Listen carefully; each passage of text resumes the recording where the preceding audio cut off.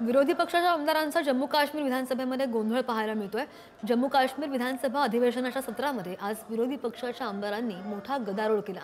राज्यामधील पूर परिस्थितीवर तातडीने चर्चा करण्याची मागणी करत विरोधी पक्षाच्या आमदारांनी सभागृहात गोंधळ घातल्याचं पाहायला मिळालं।